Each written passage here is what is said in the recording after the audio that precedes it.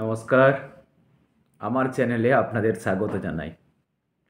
তো দেখো, মাধ্যমিকের প্রবন্ধের একটা সাজেশন আমি নিয়ে এসেছিলাম।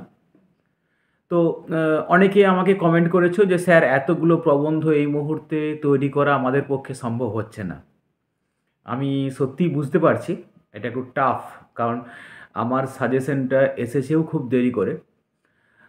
আর যারা একটু কম পড়াশোনা করো আর কি, যাদের প্রচুর কাজ করতে হয় বাইরে এক্সট্রা কোনো, প্লাস যাদের অন্যান্য কাজের চাপ থাকে বা পড়াশোনাও করো প্লাস কোনো টুকটাক হয়তো বাবার সাথে কাজে হেল্প করো, তাদের জন্য আমার একটা রিস্ক সাজেশন নিয়ে এসেছি আমি।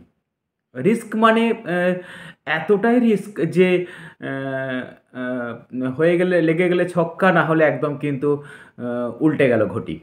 ব্যাপারটা সেরকমই আর কি।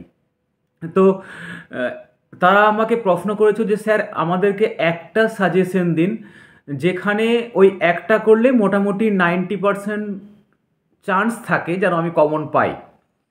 তো তাদের জন্য একটু এটা একটা হট টপিকস বা হট ভিডিও আমার, যেটাতে 100% রিস্ক না হলে 100% গেন। একটাই একটাই প্রবন্ধ দেবো, যে প্রবন্ধটা আসার চান্স এবছর 110%। তো এটা এতটাই রিস্ক এবং কম বেশি সবাই জানো যে সেই প্রবন্ধটা কী।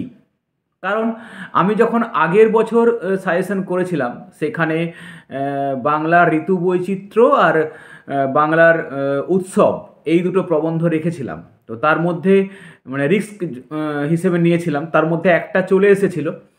বাংলার উৎসবটা গতবার এসে যাওয়ার চান্স ছিল, যাক আসেনি।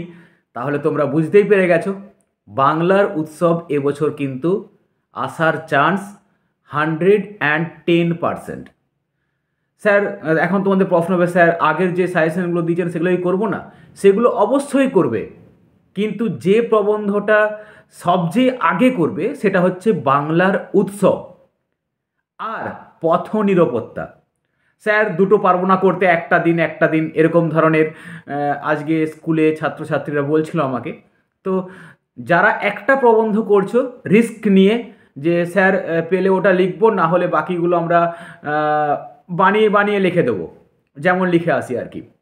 তো তাদের জন্য একটাই সাজেশন, সেটা হলো বাংলার উৎসব। এই একটাই প্রবন্ধ, বাংলার উৎসব। তাই এটা এবছরের জন্য ভীষণ ইম্পর্ট্যান্ট একটা সাজেশন, বাংলার উৎসব। হ্যাঁ, একটা জিনিস খেয়াল রাখবে, যারা প্রবন্ধ লিখছো, ধরো একই স্কুল থেকে অনেকে লিখে নিচ্ছ, যারা আমার স্নেহের ছাত্রছাত্রীরা আছো, সবাই একটাই প্রবন্ধ লিখছো। মনে করো যে কেউ বাংলার উৎসব লিখছো, সবাই লিখবে কি পথ নিরাপত্তা, যেটা safe drive and save life ছিল, সবাই লিখছো। যিনি এক্সামিনার থাকবেন তার কিন্তু বিরক্ত লাগবে যে সবাই একই রকম লিখেছে, সব লেখাগুলো একই। এরকম করো না, এরকম কখনোই করবে না। প্রথমে যে কোটেশনটা দেবে, যে কবিতাটা কেউ ইংলিশে দিচ্ছ কেউ বাংলা দিচ্ছ, প্রত্যেকের জন্য ডিফারেন্ট হয়।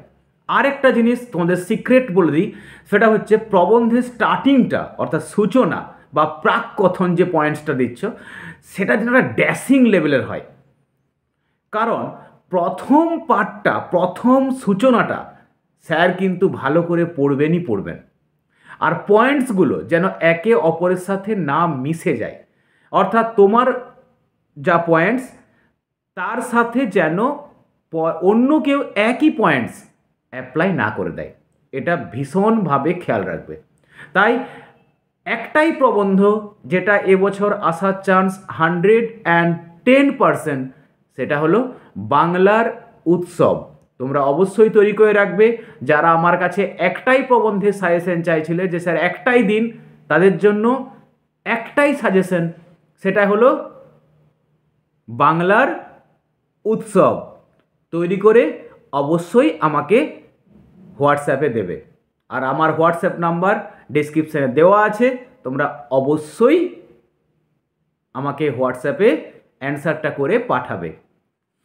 ধন্যবাদ। আর কিছু বলছি না, আজকে এ পর্যন্তই।